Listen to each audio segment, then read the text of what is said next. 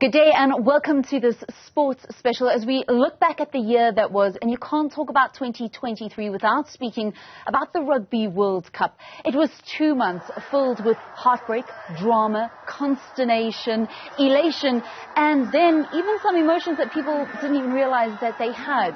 Such was the emotional roller coaster that ended in glory for South Africa. That was the 2023 Rugby World Cup.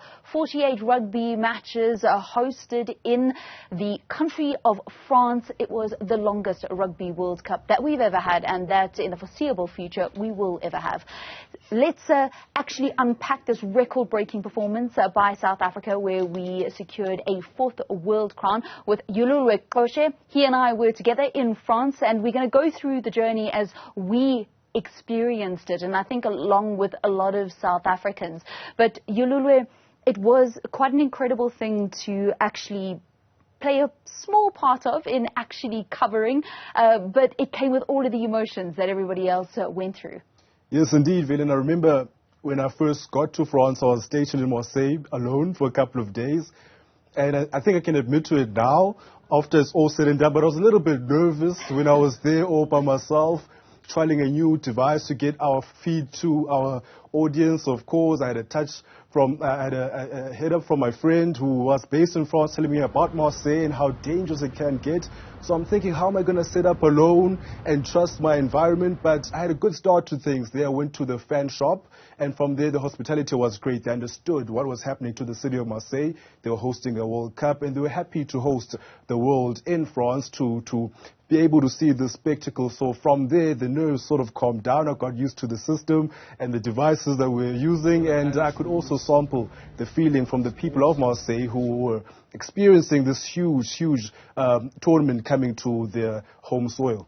Yeah, well, Marseille is a footballing city, and it really took the tournament to actually begin on the 8th of October, albeit in Paris, for things to really start feeling like the energy changed in the port city.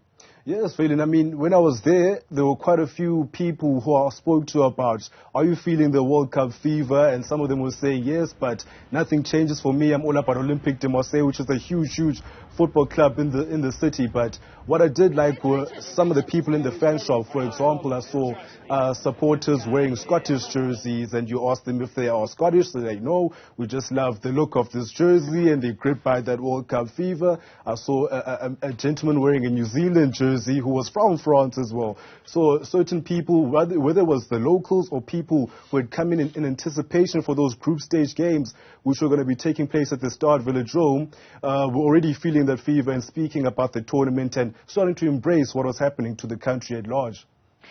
It was quite incredible to see the French people actually embrace the tournament, and it's something that we saw even when the hosts, the much fancied hosts, actually fell out of the tournament in the quarterfinals to South Africa. We'll chat a little bit about that in a moment, but the Rugby World Cup got underway with the hosts, France, up against New Zealand. It was a defeat for New Zealand, a historic defeat for them, because before that they hadn't actually lost in the group stages of a Rugby World Cup.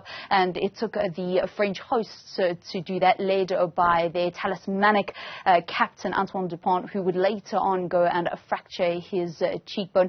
But all focus, obviously, from our side was on South Africa. Their first fixture was against Scotland in Marseille, an 18-3 victory, but not the most convincing of performances for a lot of South African fans. Yes, Philip, but I think a lot of people who follow the sport, especially those who are privy to what happens in the Northern Hemisphere, would have always understood that the game against Scotland would have been a bit of a banana peel to the Springboks. So when you encounter those type of games, it's always just important to get that victory. Especially when you're playing those tier 1 nations. You just want to get the victory. It's not about the bonus points. You look at other teams in the group and say, okay, maybe Tonga can get that bonus point, maybe Romania. But when it comes to the Scottish, you also have a few South African-born players there, such as Pierre Schoeman, the Dwan van der Merwes. Those type of players who always want to prove a point when they come up against the Springboks. They were always going to make it a scrappy affair. They also have Finn Russell, who's their fly half, their talisman, who was going to cause a bit of problems to our defense. And they hung in there for quite some time, but when it did open up for the Springboks, I was happy to see that we made the most of our few opportunities and we got some points on the board.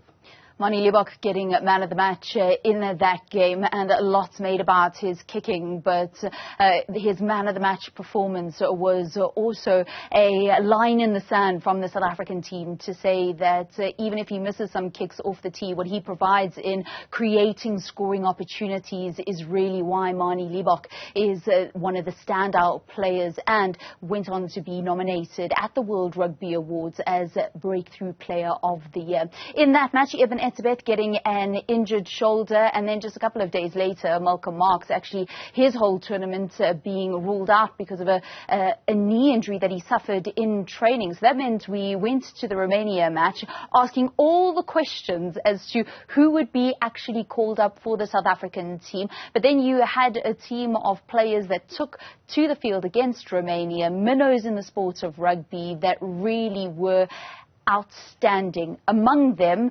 Kobus Reinach and Makazole Mapimpi.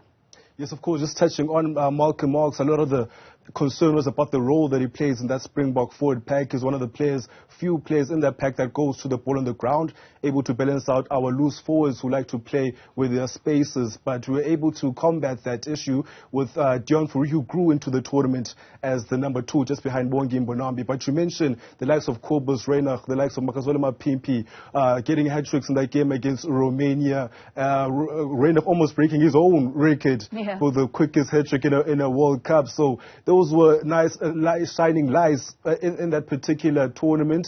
And also, I'm sure for Jock Nina, by getting some of his players who he doesn't like to call fringe players, but some of the players that weren't getting game time up to that point, some time to show off their large array of skills at a World Cup tournament. Mapimpi, no stranger to a World Cup tournament. That was his first hit out at that particular tournament, and he showed why he's still a valuable member of the Springbok World Cup team before, unfortunately, he got his injury. Jacques Nienaber always said that in order to win back-to-back world title, it's going to take an entire squad. And that's exactly what the numbers reflect as well. I've just pulled up on the World Rugby website the stats from the Rugby World Cup. And the top 5 players for individual stats. Owen Farrell of England leads the charts for points scored. No South African in the top 5. For tries scored, Will Jordan with 8, equaling a record by John Olomu as well as Brian Habana for the tournament. No South African individual player in those stats. For runs, Adi Severe leading those charts with 82 runs. No South Africans there. Conversions is the same. So it just shows you, it's just a numerical representation of the fact that it really did take the entire squad. So as we go through the Rugby World Cup, we went from Marseille to Bordeaux, then it was on to Paris forward. It was always going to be not just the fixture of our group, but perhaps the fixture of the year. World number 1's Ireland up against South Africa, and South Africa playing an absolutely incredible match, and Ireland winning on the finest of margins. Yes, when I remember when we got there, for the first time, I told you, for the first time in this tournament, we're seeing the numbers, we're seeing more of the Irish jerseys dominating the Springbok jerseys, and already there I could see that maybe on the field as well there could be a sign of the Irish being stronger on the day. But South Africa did try to put out, their best performance. It was a game of small margins. We look back now and say maybe if we had converted our opportunities from the kicking tee, it would have been a different conversation altogether. Also had a last gasp opportunity from a rolling maul towards the end, which the referee deemed at the time that the ball wasn't out, when in replay showing that the ball was actually about to be received by, I think, Kobus Reinach at that time was the only forward backline player in that 7-1 split. But small margins, of course, and that's what wins or loses games at the top level. But I think from that loss, the Springboks again grew stronger together and lived up to their motto of stronger together. And they obviously thrive when it comes to conquering adversity and moving forward. And so we saw. Well, it is always going to take you small margins to win a Rugby World Cup, which is why the calls were so loud for Handré Pollard. He finally makes his return to the team, makes an immediate impact. South Africa go on to win their final group match against Tonga, 49-18. And then it was on to the knockouts. Quarterfinal against the host France, a 1-point victory. The semi-final against England, a 1-point victory. And then the final. You were here in South Africa for that final. I was in Paris. The rain was driving down. It was freezing cold. and New Zealand were a team that had grown into the tournament. What was your experience of that final? Valen, even before the final, coming from the airport, just seeing all of the South African people wearing so much green and gold Springbok jerseys, that made me realize that even in South Africa, they were feeling that World Cup fever. And on the final day, we started in Johannesburg. We went to Paris Club, where we saw the supporters coming out in their numbers. It was filling up from one minute to the other, and people were very excited to see the Springboks. A lot of confident people saying, okay, we see what New Zealand have been doing. We see the momentum that they've been picking up, but we are backing our boys. I moved on to Newzroom Park in Pretoria. There, same spirit. People couldn't even get into the venue. Police trying to tell us, no, there are too many people inside. Try to use a different entrance or just try to find a different venue altogether. But that was the type of excitement that was already in South Africa. I think a lot of people, even in France, the coach, director of rugby, Rusty Erasmus, spoke about the videos that they're seeing in South Africa. Sia spoke about that, saying it's driving them. And I was here to see that in real time, the amount of passion that the South Africans were having for their team. Even though they were abroad, they always supported them as if they can hear them. Ikuicho was going in very, very strongly in Newzroom Park. It would have felt like they thought they were in Stade de France themselves, the supporters at home. That was the anticipation, and then came the absolute elation of South Africa securing an 11-12 victory in the Rugby World Cup final. What was on the line was a record 4th world crown. It also meant that South Africa have now won 50% of all Rugby World Cups that they've competed in. This, of course, was the 10th edition, but it started in 1987. South Africa are not a part of that one or the second one, but they did take part on home soil in 1995. Yolulwe, it's been great to hear your memories of the Rugby World Cup, but I think to truly understand the Rugby World Cup and what it means to South Africans, you've actually got to go out onto the streets, and that's not only for those who are watching on the sidelines like Yolulwe and myself, but even for the team to truly appreciate what winning a Rugby World Cup meant for South Africans. You had to go onto the ground, and that happened from the moment that they arrived at the OR Tambo International Airport through to the nationwide tour that they went on. So we leave you with moments of that.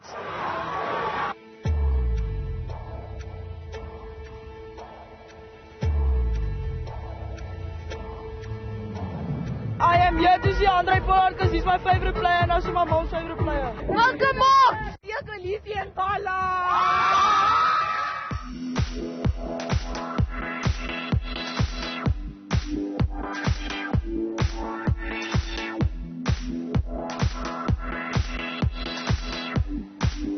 Absolutely excited. We are as a nation, we're united as one, and we're so proud of the Springboks, what they're doing for the country. Super excited, super proud of the guys. They're absolute warriors, and they show what South Africa can do when we are united. Very excited to see the players and feeling great, man. This unifies everybody. You go Boca!